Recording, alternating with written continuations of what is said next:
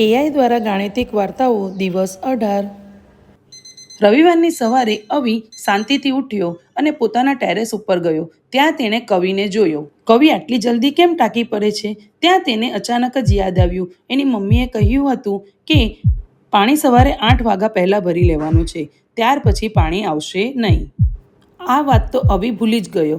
8 વાગ્યામાં હજુ બાકી છે 7 મિનિટ અને અવીની ટાંકી ભરાવામાં લાગે છે 15 મિનિટ। અવીને હેરાન જોઈને કવિએ તેની પાઇપ પણ તેને પાણી ભરવા માટે આપી દીધી।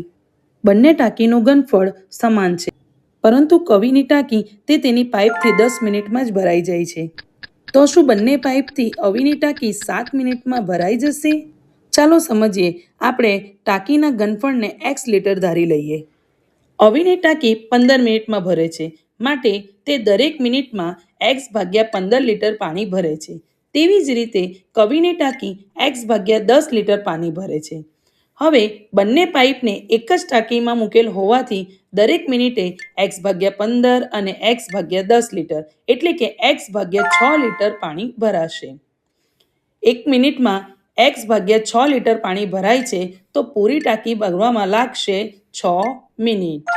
અરે વાહ, ટાંકી ભરાઈ ગઈ, અવી બચી ગયો।